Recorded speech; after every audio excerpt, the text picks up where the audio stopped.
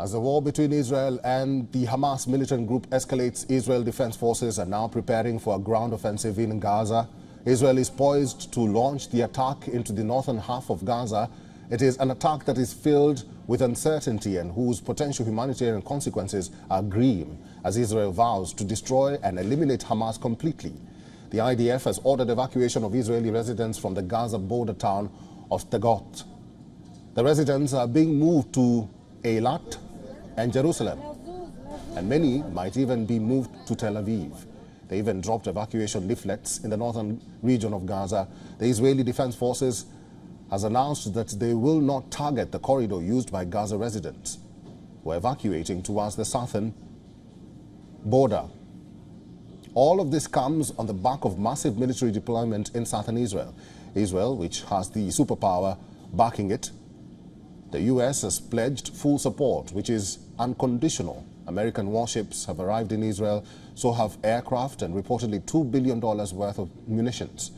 The UK, France, Germany and Italy have also backed Israel. The Israeli military has also called out 460,000 reservists, adding to its 170,000 strong standing army.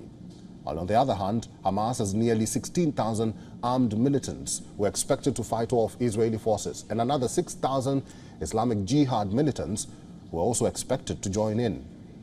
Hamas's fighters are perhaps a tenth of the likely invasion force, and it is or has neither the tanks nor the air power that is available to Israel.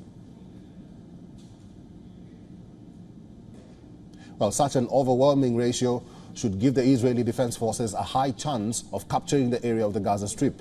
But the militant group has one very unusual asset, a vast network of secret subterranean tunnels. Hamas has long been ready for an Israeli incursion, digging a sophisticated network of tunnels across Gaza, intended to allow its forces to survive aerial bombardment. The heavily urbanized terrain of Gaza Strip, one of the world's most densely populated areas, this will also favor the militants as they try to fight back. Each remaining building will have to be fought over, and heavy mining could further impede the Israelis. If Hamas copies the technique used by Russia to blunt Ukraine's counteroffensive, although Israel too has been planning, if the IDF gains control of the tunnel entrances, it is more likely to mine them than try to enter them. But without full control of the subterranean network, where Hamas commands are high, this is likely to be based on any military control of northern Gaza, which will be insecure for Israel.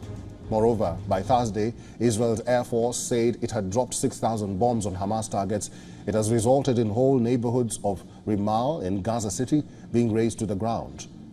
To give you a more perspective, the bombs dropped by Israel was nearly equivalent to the most bombs dropped in a year by NATO forces in Afghanistan.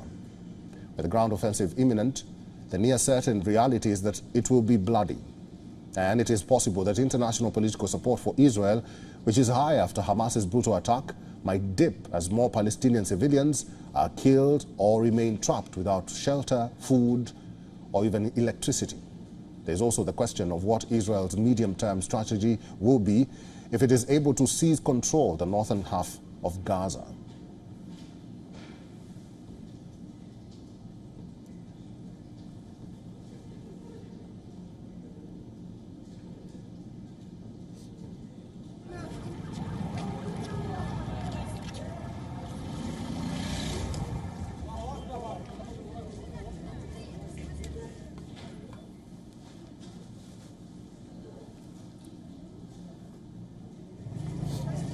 Okay, let's take a look at what's the latest in Israel, and our principal diplomatic correspondent Sidhan Sebol is now joining us live from Sderot in Israel, just 12.4 kilometers from Gaza border. Sidhan Sebol, good to see you. What's the latest on your end? What are you seeing around you? Eric, right now I am in Sderot. This is the city which was worst hit by the terror attack by Hamas, and behind me is that police station which is now demolished completely, which saw the attack, and where the police personnel, the Israeli police personnel, defended the city in in a major and heroic way. This was the city through which the terrorists went past, killing people as well. And there is, of course, a lot of scars in the city.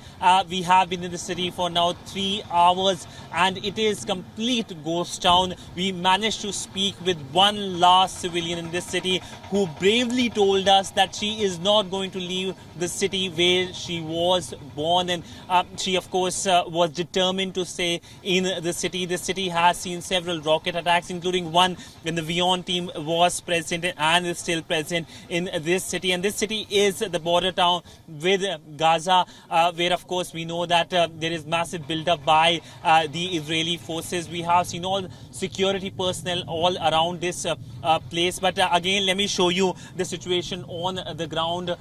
There are security personnel present, and there are, of course, a lot of security all around this place.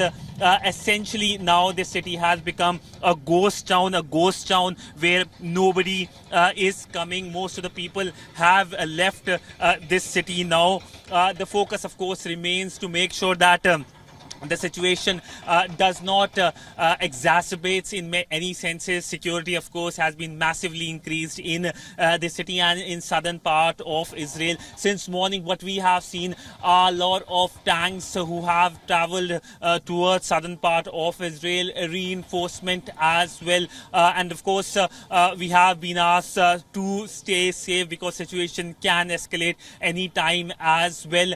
We also earlier, when we were present in another location here in Sderot, we saw how there was a vehicle which had bullet holes. There was, of course, a lot of bullets lying on the streets as well. And there is a sense of eeriness, a silence which, of course, generates fear as well. This was the place where several Israeli police personnel died in this very place.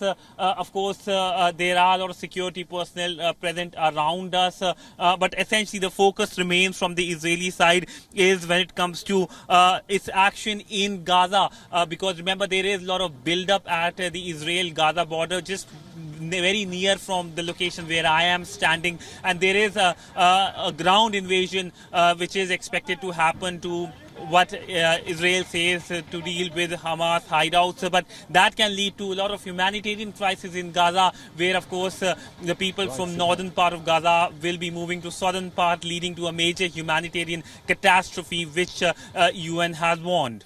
All right, Siddhant, stay with me. I'll come back to you because earlier, before we went live, you did tell us that you had seen rocket fire on the way to Sderot. I want you to tell us your experience about that, but stay with me because I will introduce another person here who we are going to engage with. Her name is Helit Barel. She is a former director at Israel's National Security Council. Is joining us live from Tel Aviv. Helit, good to see you. Israel indeed has a right to defend itself against Hamas militants. But is the force used on Gazans justified? Let's be very accurate. The force is not used on Gazans. The force is directed at Hamas terrorists and the Hamas organizations. Those are our targets, not civilian targets. As a matter of fact, we are going to great length to try and get civilians out of the way of harm.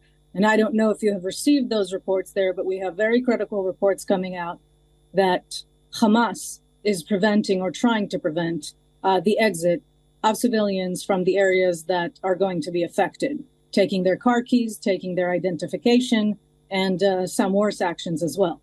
So we have a situation here where Hamas is refusing to let go of the human shields that it has made Gazans into.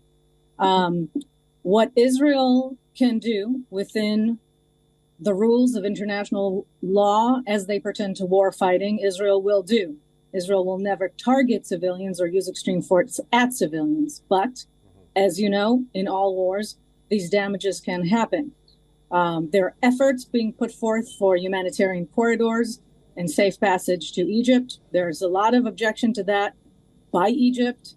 So what we're seeing here is a situation where the equation Hamas wants is we will commit wars against humanity in your territory, but you can't really fight back because then you'll be harming citizens that we ourselves are putting in the way of harm. That equation isn't going to work anymore. Helit, stay with me because we'll talk about that imminent ground offensive or invasion. Coming back to you, Sidhan Sibol, you did experience the rocket fire on your way. Tell us about your experience. Well, Eric, it is a scary experience. A rocket, of course, it was successfully intercepted by the Iron Dome. Going kaboom over your head is not a very nice feeling. And essentially also yesterday we saw in Tel Aviv when we were present in the late evening, the sirens buzzing off and people just rushing to safety. This is a new normal here in Israel, a normal which of course we haven't seen in other peaceful parts of the planet. But essentially, Israel today is in a heightened state of security alert to make sure that there is no repetition of what Hamas did, the terror attack in Israel. And that is something that has completely changed Israel. I'm here in Sderot, where, of course, I can feel the sense of pain. And, of course, there are no people present on the ground to speak to you. But the last civilian who I spoke said that she's determined to stay here because she believes in that something good will happen, and she expressed her anger against Hamas, what Hamas did to her city, a city which was a bustling city just almost a week ago. But now today there is no one present on the ground. Now, of course, the focus also remains as to safety of the civilians. Many civilians I have spoken to in Tel Aviv have recounted their pain, grief and their horror as well. One lady I spoke to talked about how the Hamas entered her house and she could not get over. In fact, she started to cry when she was narrating her experience to us. And of course, now the focus remains on the rescue of the hostages. It's been over a week, so it looks bleak as of now. But the Israeli government has clearly said that it will be leaving no stone unturned to make sure that these civilians are released as soon as possible. Sibol, live in Sderot in Israel. Thank you very much, Sidhan Sibol, and stay safe. Coming back to you, Helit, there is an imminent ground offensive or invasion. What is it going to entail? What are the likely scenarios, or what can we expect? I have to tell you, I am not inclined to discuss the likely scenarios. I think it's very important that those scenarios that have been in place for quite a while remain where they are, that is with the military authorities, and not talked about too much ahead of what is planned. I can tell you, as I have said before, it's not going to be more of the same. This time, Israel just cannot stop until Hamas is eradicated. And we have the stamina, we have the forces, but we also have the time in terms of the backing of the Israeli home front. So the atrocities committed by Hamas are so far-reaching, inhumane, that the Israeli home front is steadfast in supporting the government, even though every day and every night in Tel Aviv, as in the rest of the country, we endure rocket fire. I had to pluck my child out of the bathroom and run to shelter. This is not normal. This is not something that we want to be occurring, but it is something that we will withstand, because what we will not withstand is another attempted ISIS attack on any part of Israel ever again. And that entails what will probably be a very long and very methodical and very well thought out ground invasion. We don't need to rush into it, but it will be carried out. All right, I've been talking to Helit Barel, a former director at Israel's National Security Council. Helit, stay safe, and thank you for talking to WION The World is One today. Thank you.